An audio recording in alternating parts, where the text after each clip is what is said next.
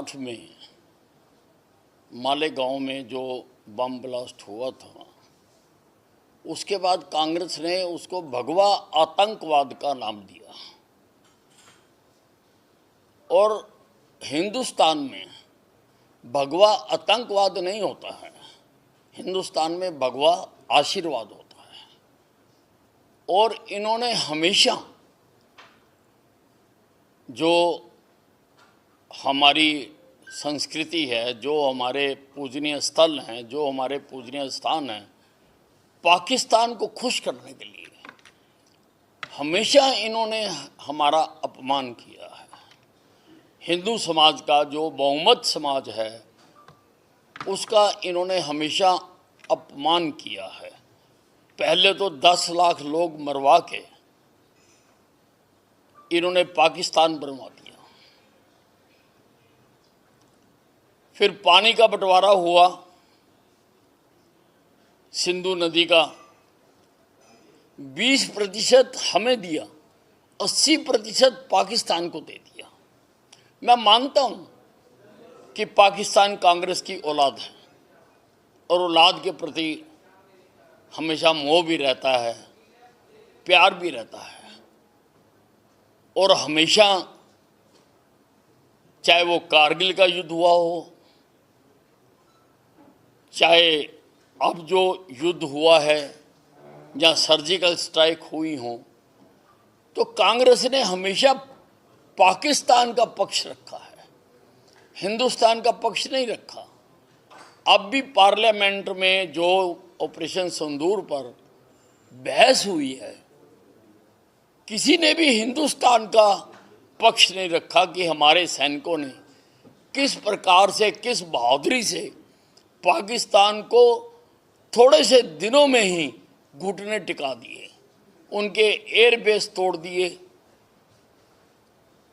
उनका air defence system तबाह कर दिया और उनको घुटनों पर ला दिया। हमेशा ये उनको खुश करने के लिए बात करते हैं। हिंदुस्तान में भगवा आतंकवाद नाम की कोई चीज़ नहीं है, भगवा आशीर्वाद है। हमारे देश में जो ज्ञान की गंगा बह रही है, वो गंगा भगवा आशीर्वाद से ही आई है।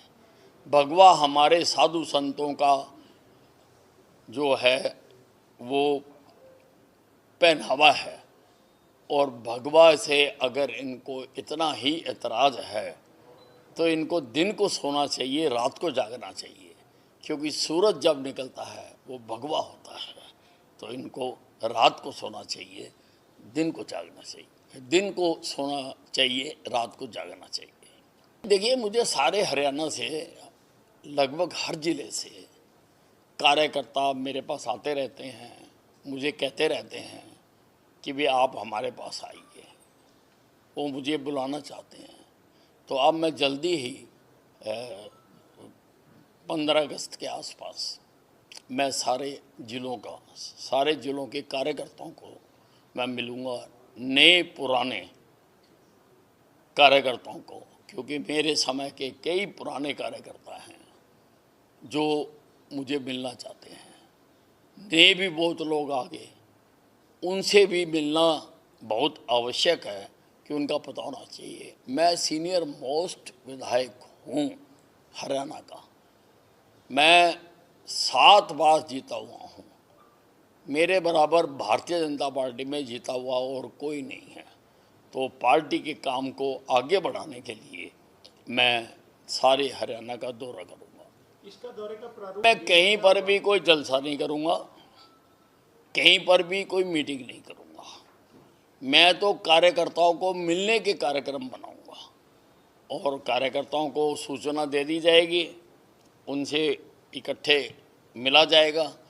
और अगर कुछ लोगों के घर जाके मिलना होगा तो मैं उनके घर जाकर भी मिलूँगा। मैंने आपको बताया ना, 15 अगस्त के आसपास शुरू करेंगे और इसके लिए बाकायदा मैं टीम बना रहा हूँ कि जो मेरे कार्यक्रमों को आयोजित करेगी। सुरजेवाला जी तो सुबह उठ के जैसे बच्चा रोने लग जाता है, वैसे ये सुबह उठते ही बोलने लग जाते हैं।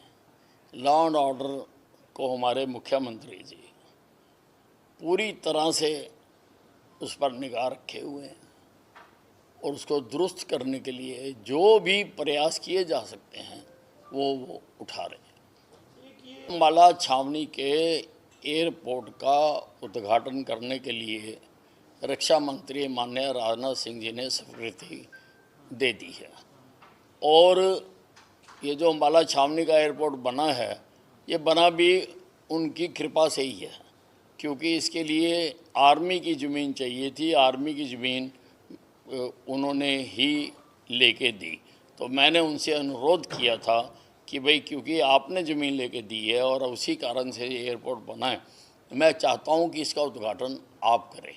तो वो भी अभी रेनी सीज़न समाप्त हो जाए तो उसके बाद 15 अगस्त के आसपास हम करेंगे। मैंने मुख्यमंत्री हरियाणा को भी पत्र लिखा है और डिफेंस मिनिस्टर जी को भी, राजनाथ सिंह जी को भी अभी पत्र लिखा है कि वो दोनों एक तिथि तय करके, क्योंकि दोनों का आना आवश्यक है, एक तिथि तय करके अंबाला छावनी के एयरपोर्ट का, जो कि बिल्कुल तैयार है, जिसमें कि सिविल एविएशन ने अपने अधिकारी भी नियुक्त कर दिए हैं और हर तरह से वो तैयार है।